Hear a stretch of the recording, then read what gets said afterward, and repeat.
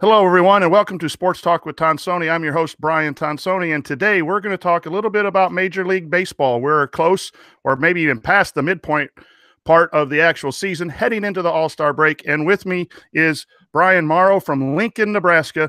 He's a contributing writer for @RedSoxLife.com and a basketball writer as well for Busting Brackets. Loves the Red Sox, the Chicago Bears, and everything Nebraska, and just an all-around good guy. Bryan, glad to have you back on the podcast. Hello. I wish you wouldn't have put the Bears disclaimer in there. I try to avoid talking about them at all costs, but I like the Bears too. We have a couple of things in common. So Bryan and I are going to talk a little bit about where the teams stack up here at the midpoint range or heading into the All-Star game, and then we're going to go into the actual All-Star rosters and compare the American League and National League, and talk about some players that maybe should have been there that aren't, or players that are good players but not having the quite all-star year, just to give you a little bit of a flavor heading into Monday's Home Run Derby and Tuesday's All-Star game. So, Bryan, let's get started with the American League and the American League East. Right now, Boston is in front, in first place by 3.5 games over the Yankees. The only other team with a above 500 record is Tampa Bay. What do you think of the American League East right now? I think that they have one team, two teams potentially. Boston's on a historic pace to set a wins record. I don't think they'll get there, but they're on pace right now.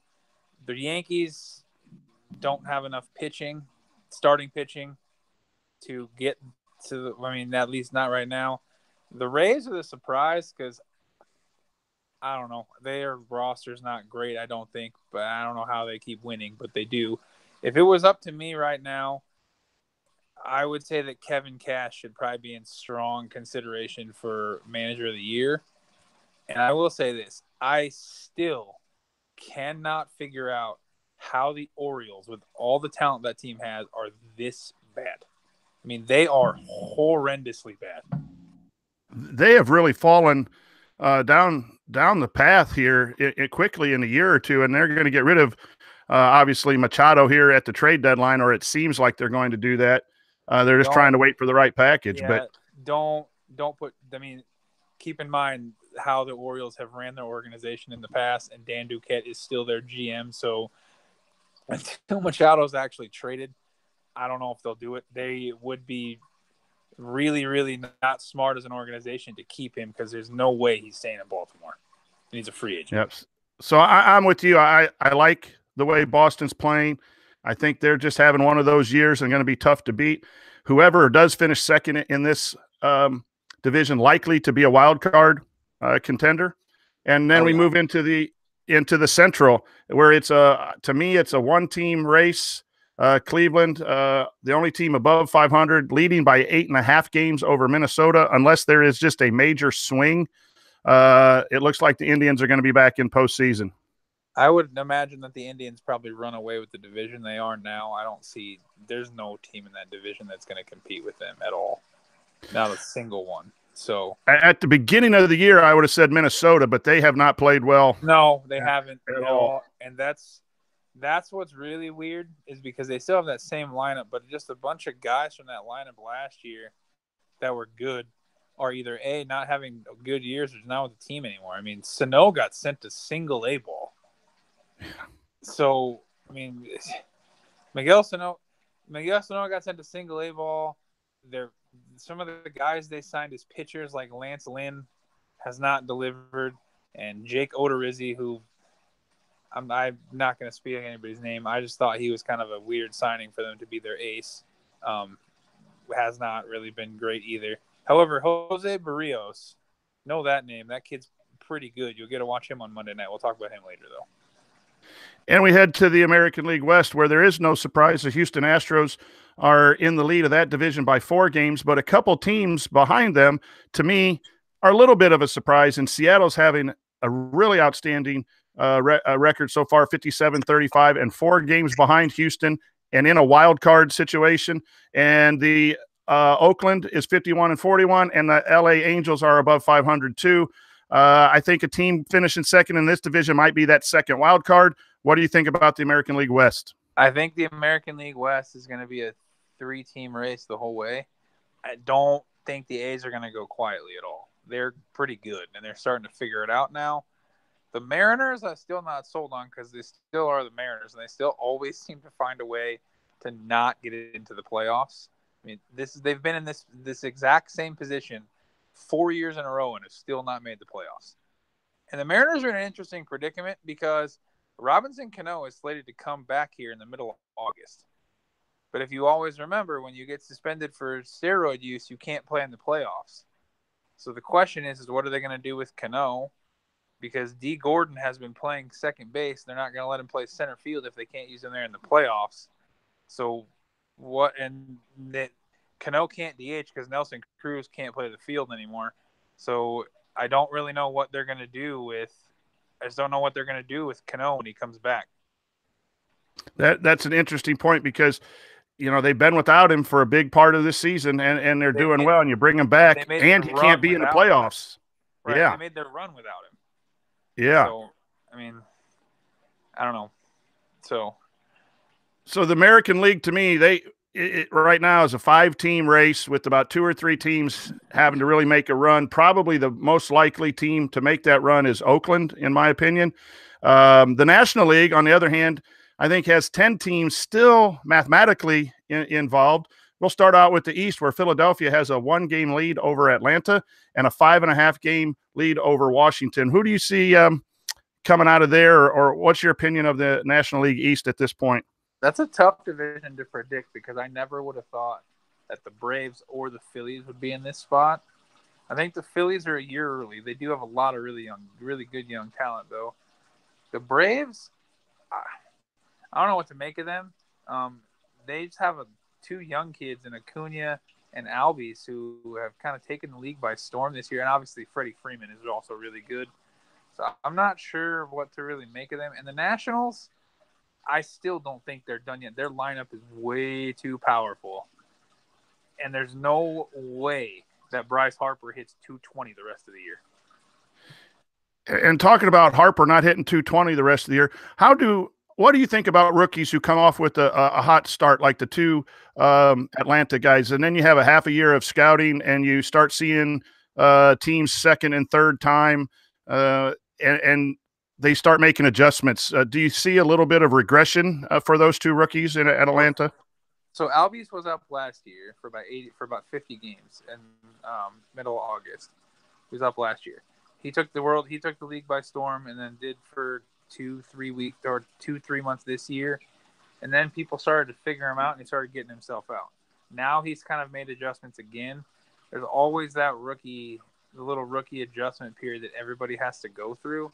Some guys never go through one, like Trout never went through one. Mookie Betts seemingly never went through one. It's just, well, obviously those guys are in a tier all to their own, but most of the guys have to go through that little rookie, the sophomore slump, if you will, where everyone figures them out. Even if you think about it this year, Benintendi went through it a lot at the start of the year, and he was having a hard time because everybody was trying to take him away, and then he finally figured out how to hit the ball to left field. So, I mean, everybody figures out a way to get people out. They find your weaknesses, and then they try to expose them, and then you have to adjust as a hitter. It's hard to do when guys are throwing 98 miles an hour. That's true. I see Washington finding their way back to the top here. I just think their team is best positioned with players and pitching and Scherzer. And they have Max Scherzer on the team. So that's the way I feel about the Red Sox with Chris Sale, right? I mean, you're going to go out every 5th day and get a win, most likely, if they score you runs, which is why I don't understand how – I mean, Scherzer's pretty good. He can be beaten, but he's tough. And I don't think anyone in the National League can touch him. And their lineup's too good. Can I say, though, about the East, the Marlins are the one team in there that's surprising me. I figured they'd be 30, 40 games under 500 by now. Because they were just flat out tanking in the offseason with the trades and that, and they've played better than expected. Oh, yeah. They're trying to tank. So, Do right. you feel there's another team in the Central that is surprising as far as I think in that same vein? But let's talk about Milwaukee is in front of the National League Central, a game and a half over the Chicago Cubs and 7 games over the St. Louis Cardinals. Those are the 3 teams with over 500 records. The team that has surprised me lately over the last 30-some games has been the Cincinnati Reds, and they placed 3 all-stars, 3 infielders on the all-star team. So talk a little bit about your thoughts of the National League Central. It's the Central is going to be kind of tough for the Cubs to win. I don't think the Brewers are going away. Their offense is pretty good with Yelich and Travis Shaw and Lorenzo Cain and Aguilar. I'm over. Let's just say I'm really glad that Craig Counsell and the Brewers organization is finally over the Ryan Braun thing, because I'm not a Ryan Braun fan at all. I'm not. Aguilar is good. Timms is good. They need to not let Braun play. The Cubs, I'm going to go back to it again. They still have the best player in baseball and this year in Javier Baez. Or not baseball, National League. Javi is so much fun to watch, man. The guy is amazing. The Cardinals, they don't have enough. And with the way that their fans turn on all the players that they don't think perform an effort, like with the Dexter Fowler thing going on, I just don't think they have enough. And I don't personally think Mike Matheny is a very good manager at all. Yeah, and I think they're in trouble. I firmly believe even with professional sports, you can lose a team, and it just sounds to me like St. Louis is on that verge of a club that's in a little bit of disarray, and I'm not sure they're as talented as the Cubs and the Brewers. And the Cubs, in my opinion, have to get better starting pitching.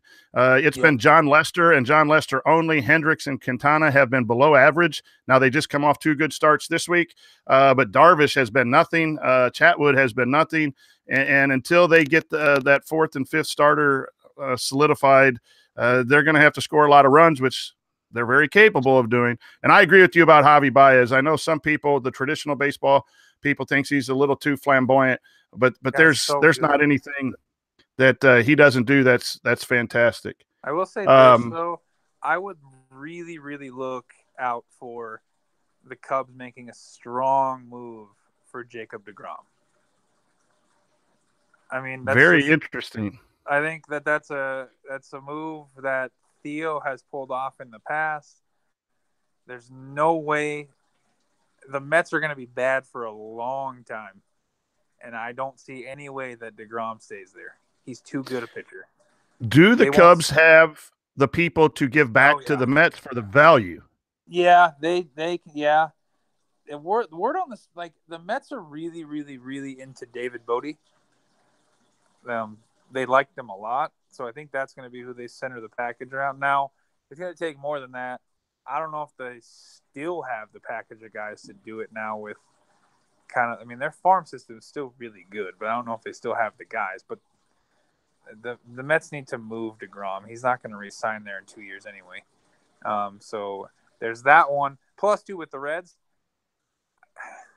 they had a rough start, and I think they dug themselves in a rut, but that team can score runs, man. Now, I really hope that they don't gut the whole thing here in 2 weeks.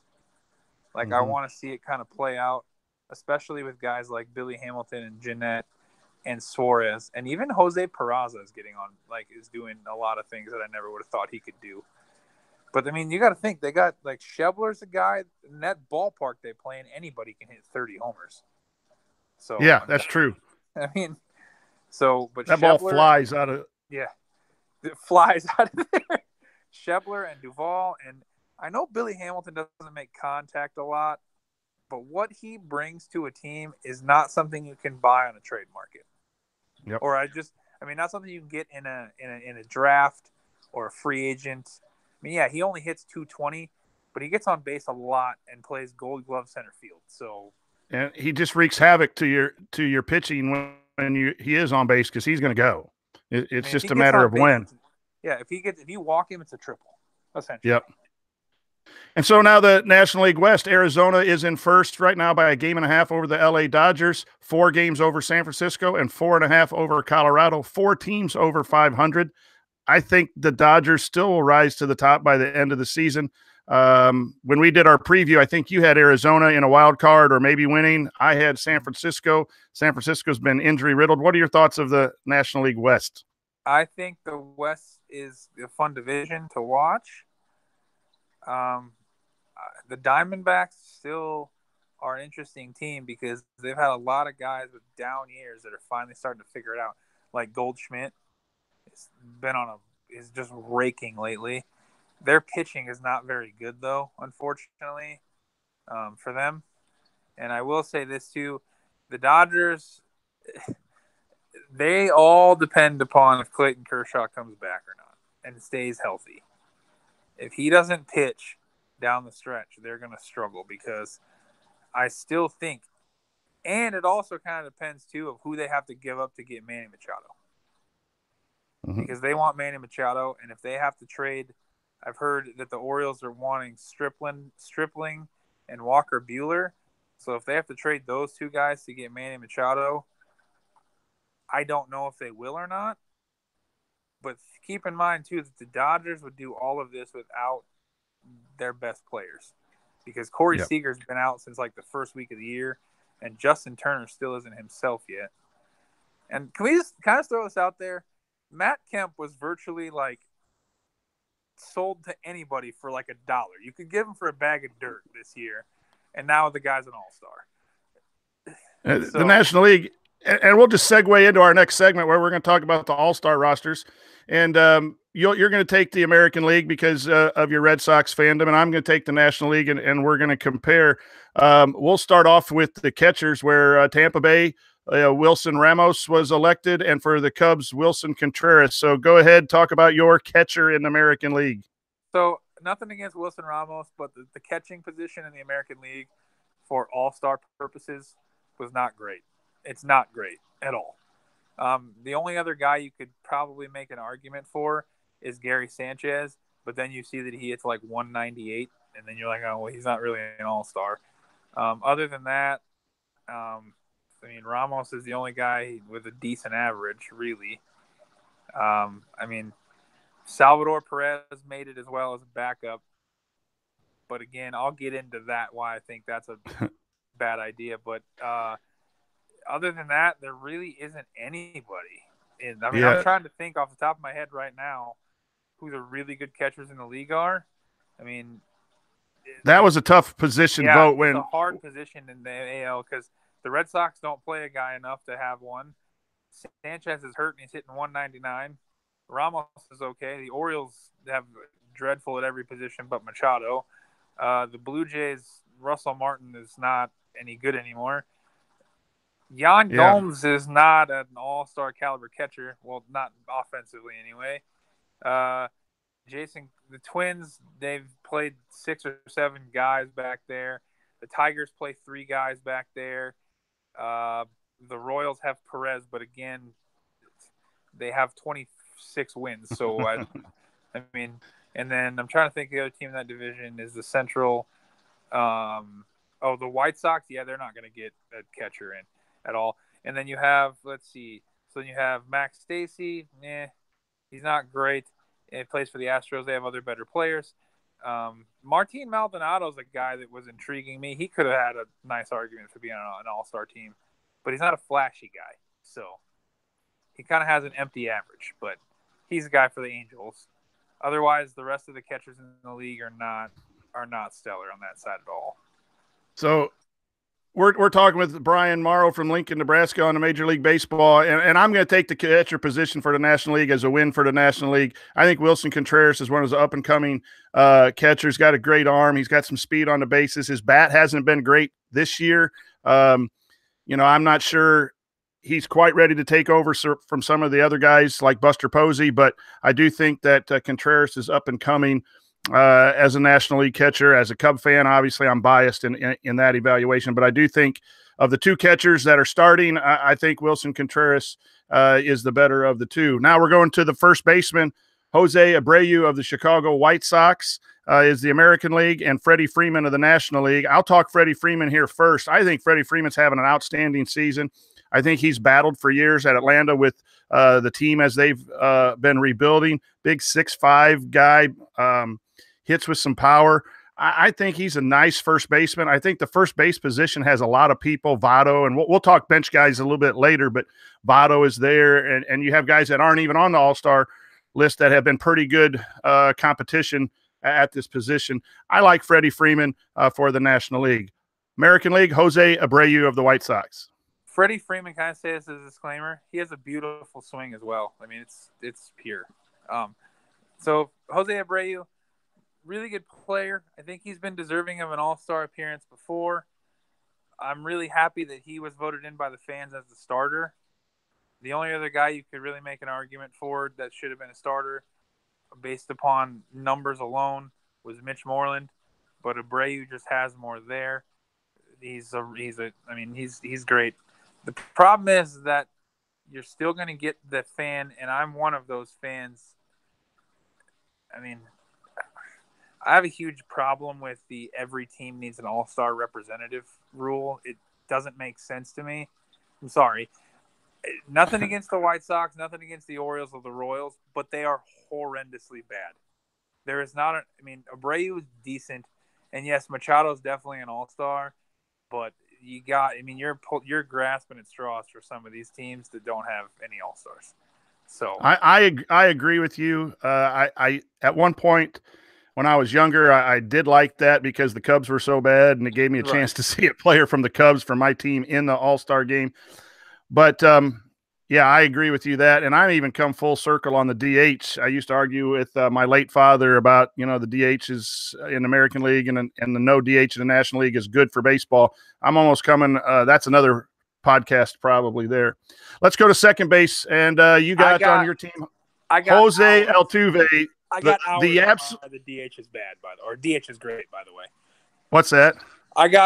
I have 28 reasons and 80 RBIs and a 330 batting average as to why the DH is great. But anyway, yeah, and he's on your All-Star team too. But you got one of the best players in baseball right now, if not the best baseball player at second base. Talk a little bit about Jose Altuve. Second base is one of the more loaded positions in the American League.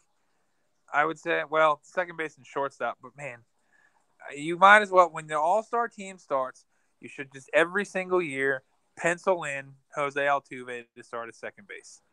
He's a 5'6" guy who hits for power. He hits for average. He can steal bases. And did I mention that he's 5'6" and he never strikes out and hits in the middle of the order? Things that guy does on a baseball field are amazing. His power hasn't really been there yet this year, but it's coming. The fact that he hit 30 homers last year still amazes me.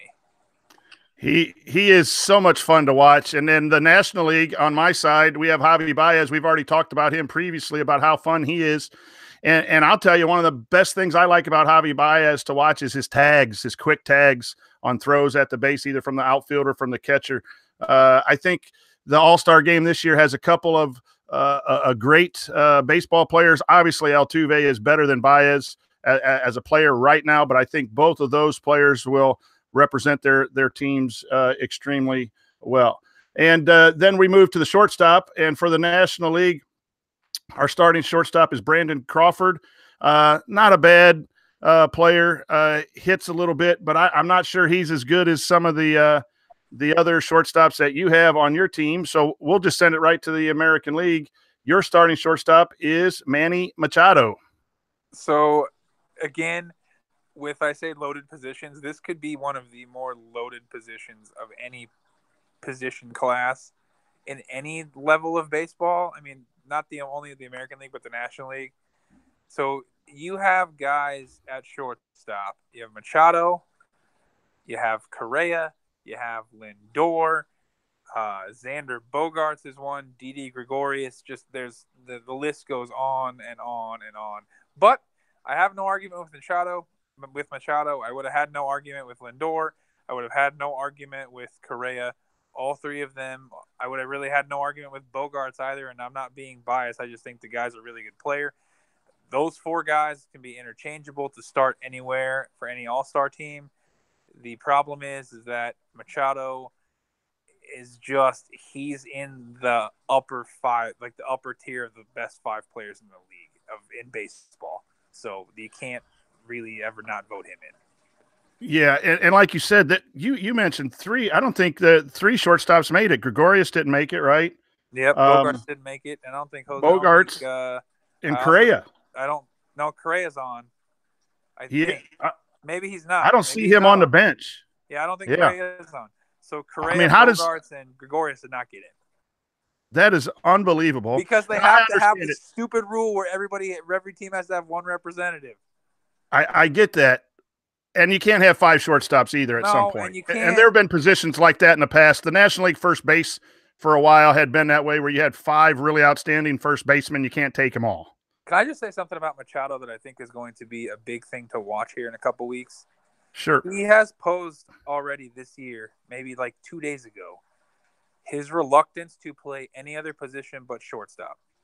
He's told teams, he's told the Orioles, he's told every people trying to find him in free agency that he is a shortstop and he is going to play shortstop.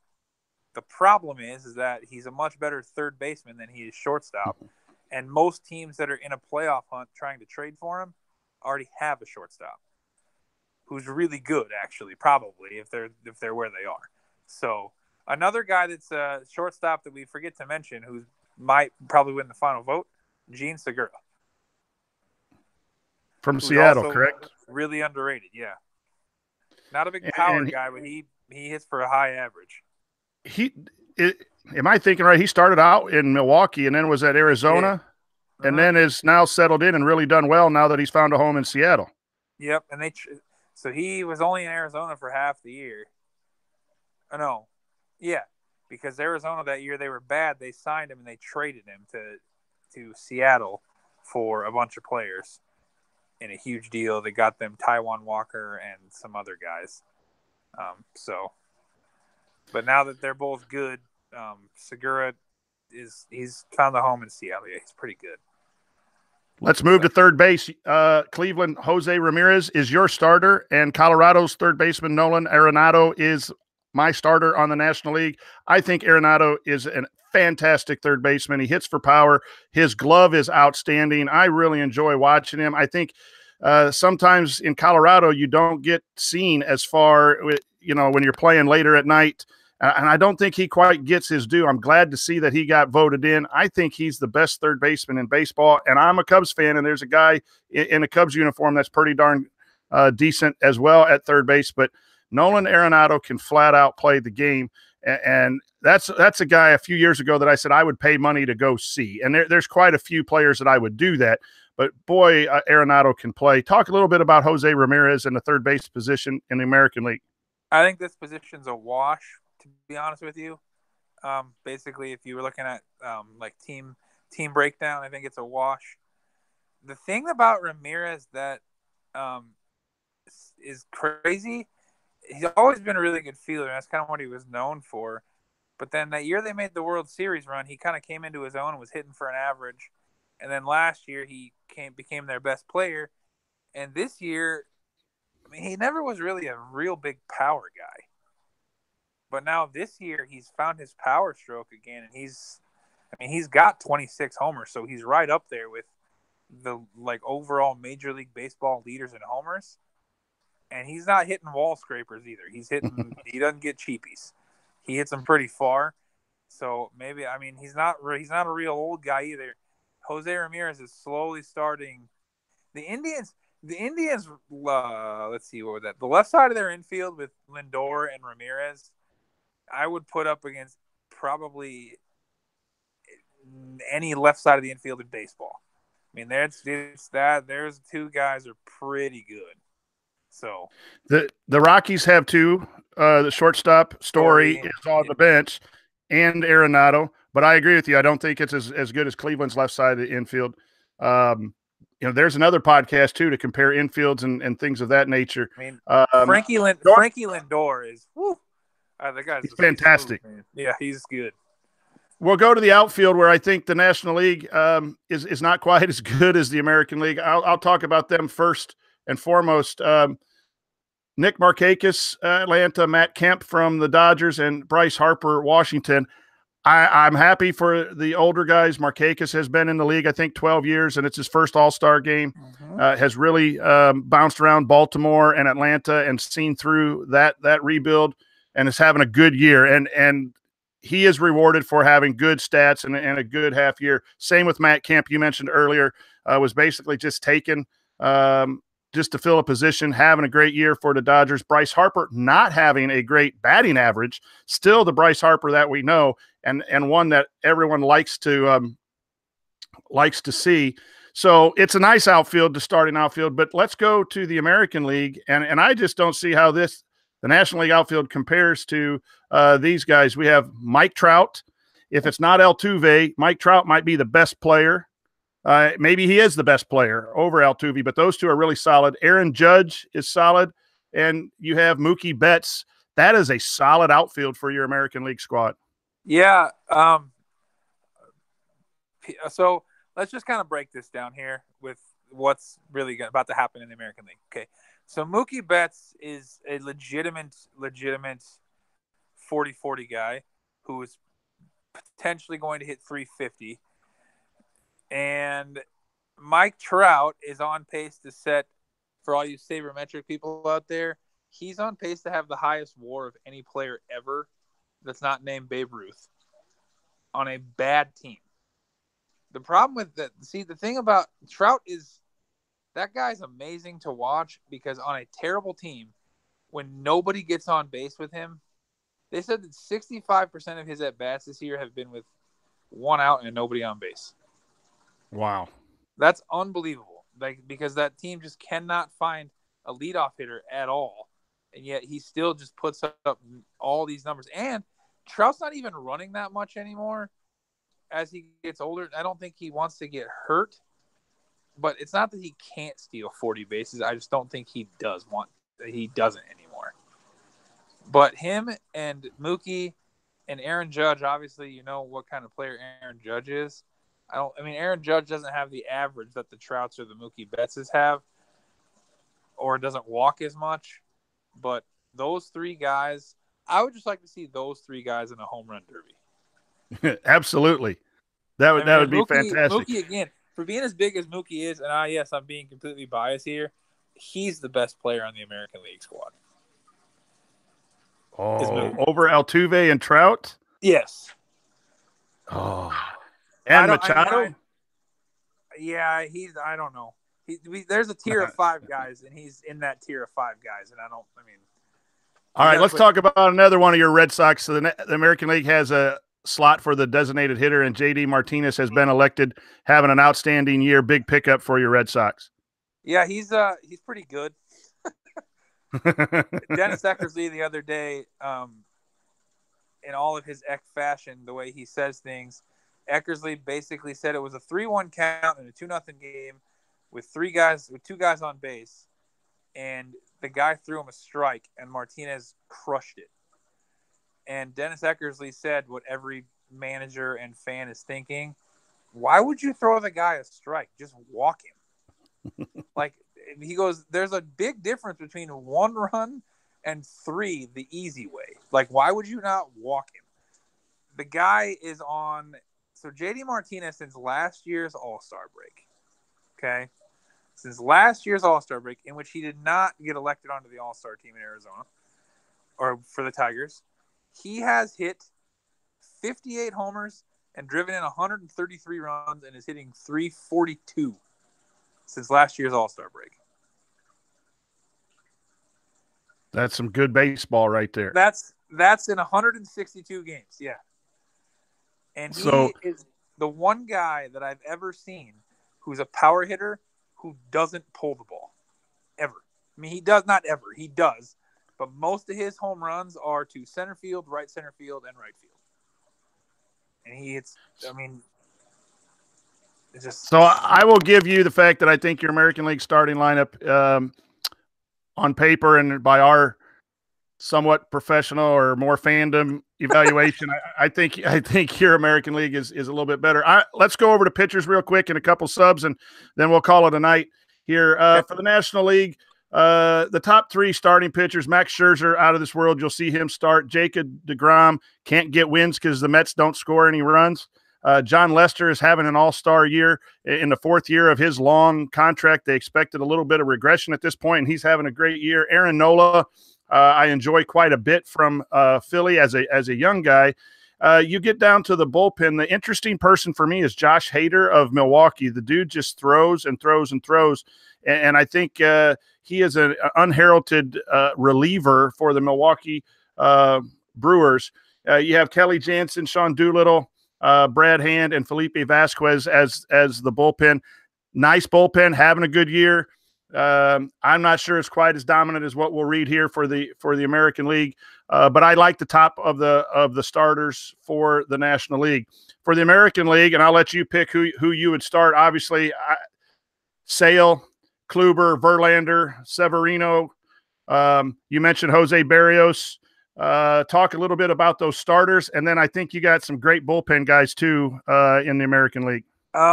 So you could. The starting pitcher is hard because the manager usually always favors his guy, which is Verlander. But he already said Verlander's not going to pitch because he's throwing on Sunday, and obviously regular season games that count are more important than games that don't count.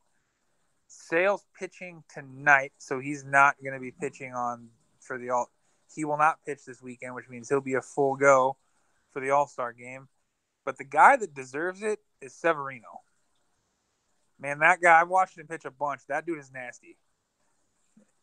He throws, and I've watched Severino every year since he's been in the league as a rookie and as to now. His rookie year, maybe the 3rd game he pitched was against Boston.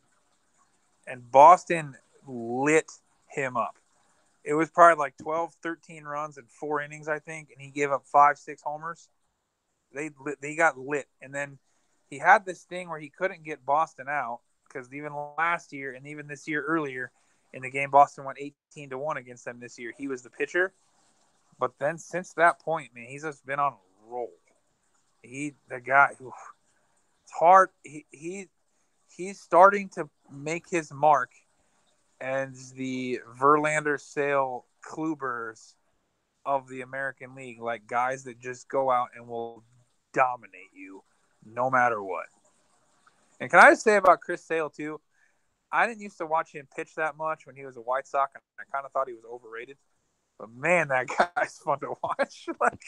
And he's fiery, and he takes no prisoners. Like, he'll say what he wants to say. And that ball just comes out of the way his motion. He's got nasty stuff, but it's just unbelievable. I think he got 115 pounds soaking wet and throws 102. It's amazing. I think you got some great bullpen, and this is what's going to make, I think, the American League favorite on Tuesday night. You can throw guys out for an inning and try to hit all that stuff from the starters, but then you have Kimbrel from your Red Sox, Chapman from the Yankees, and 2 unheralded guys from the American League West in Edwin Diaz is having a great year, and Blake Treinen from the A's has been a big part of their resurgence. So the pitching staff for the American League seems incredibly solid. Yeah, Kimbrel, I watch him every day. Really good pitcher.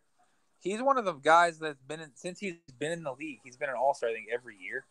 7 years, 8 years, I think. The guy, he's really good. He throws hard. Not a very big guy, but he gets a lot of strikeouts, not a lot of contact. Fastball, knuckle curveball. Knuckle curveball is one of the filthiest pitchers I've ever seen. And then you have Chapman, who throws basically smoke every time he's out on the field. However, you don't really know where it's going sometimes, which makes the at-bat extremely uncomfortable, I would imagine. And then Edwin Diaz, they need to probably, if I was Scott Service, I would call A.J. Hinch and say, please don't let him throw because his arm's going to throw off. His arm will fall off. Because I think he's on pace for like 90 appearances or something like that because they keep winning one-run games. He should, if the Mariners keep it up, he should shatter the saves record. He has 36 already. Yeah, he's been having an incredible year. The guy might have 40 saves by the All-Star break. Yeah, and have an arm left. But yeah, we talked about the starters. We talked about the pitching staff. We're going to quickly talk about the reserves. Our time's about up. I'm talking with Bryan Mauro from Lincoln, Nebraska. We're talking Major League Baseball and specifically the All-Star. A couple of guys on the National League bench that I always look forward to watching. Buster Posey. He just hit a game-winner home run against the Cubs. I appreciate the way he plays. I like Paul Goldschmidt of Arizona as well. Ozzie Albies, we mentioned him earlier when we talked about Atlanta, is a fun watch. And so I'm obviously looking forward to seeing those guys off the bench. Some guys on the American League bench. You talked about Mitch Moreland. How about Gleyber Torres? We've talked about Lindor, Springer, Haniger. Talk about some of those guys coming off the bench that you might want to see in the back half of the All-Star game Tuesday. I don't know if Gleyber Torres is going to play because he's hurt right now. But Mitch Haniger is another guy. He was the throw-in deal, by the way, for Gene Segura. He was the throw-in. He was the guy that the Mariners like, okay, if you really want to get rid of him, we'll take him too. So, joke's on the Diamondbacks, I suppose, because Mitch Haniger, man, that guy can hit. And he has a rifle in the outfield. I mean, like an absolute cannon of an arm. He's great. George Springer is a really fun guy to watch. I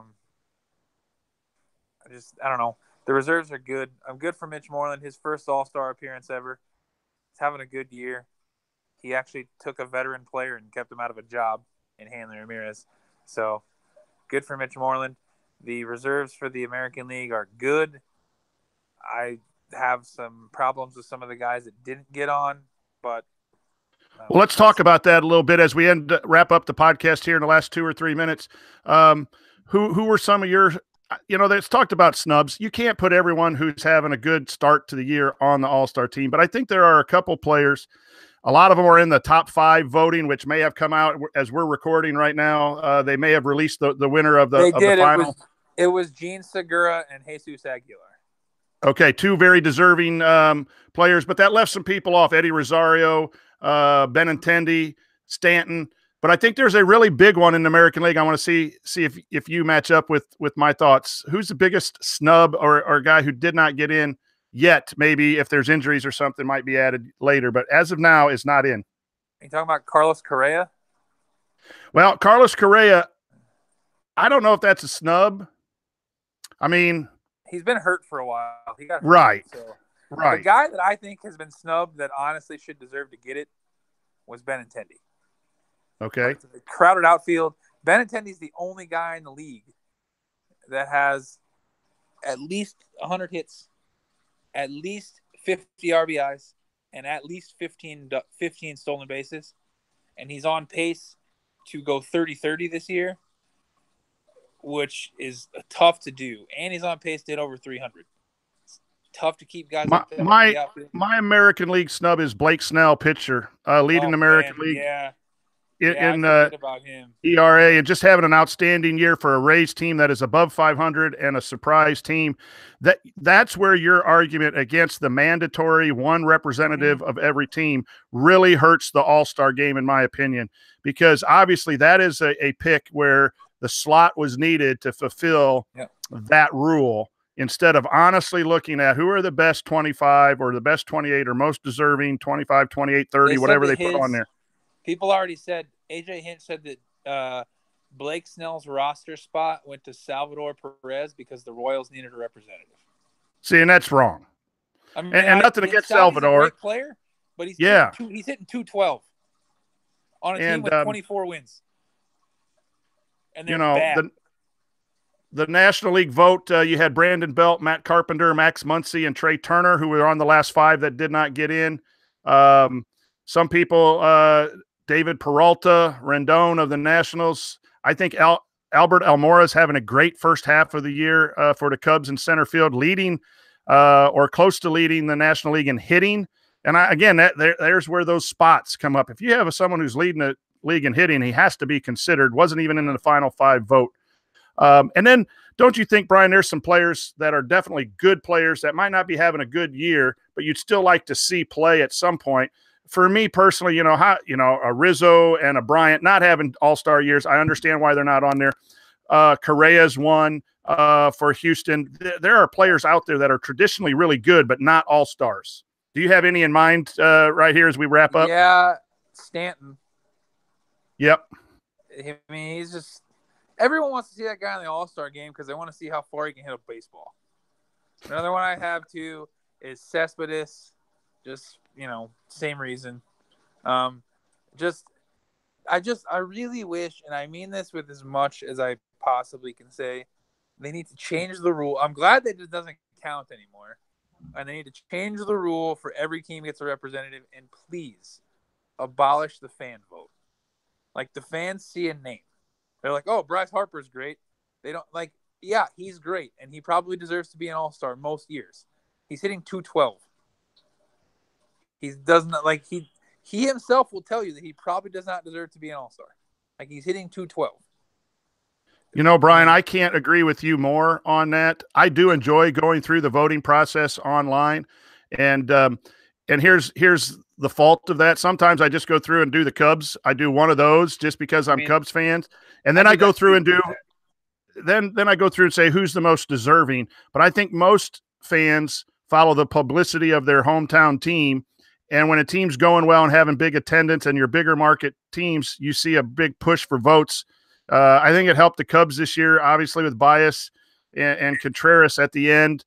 But maybe a combination of a fan vote, player vote, something, at least a compromise. But I'm with you. If you're going to have an all-star game in the middle of the year, it should honor the game of baseball and get the best representatives in there however you can. People will tune in. I'm not sure if the fan doesn't have a vote that they won't watch the all-star game. If they weren't going to watch it, they don't like baseball or don't like all-star games, whatever. There should be – I got no issue with the fans voting. I just should change that. The fans can vote, but make it a criteria-based thing to even be on the ballot, okay? Like Joey Gallo being on the ballot. Nothing against the guy, hits majestic home runs, but he hits 180. I mean, he does not – I mean, he was on the ballot. That's what I'm saying. You could have voted for him for an all-star team. Or, for example, on my team, Jackie Bradley Jr., great player most of the time, great center fielder. He finished 8th in outfield voting with a 163 batting average. Yep. That would – the problem is, at what point do you cut off? Someone has a hot month in April and they go on the ballot.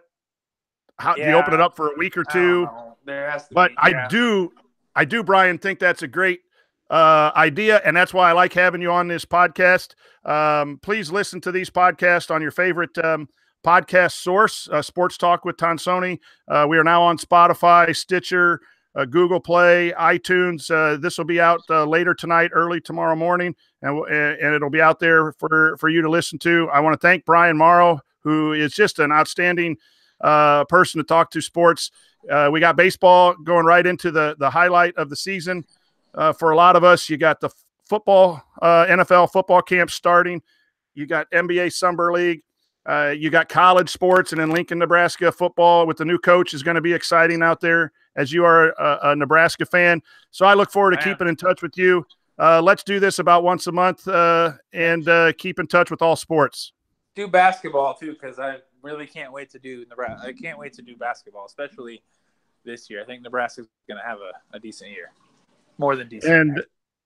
And so I hope they've scheduled a little differently. They have. Yeah. We went through that last year. You're a good man. I appreciate your take. Good luck to your Red Sox. For Sports Talk with Tonsoni and Bryan Mauro, I say good night. Enjoy the weekend. Enjoy the All-Star game. We'll see you later.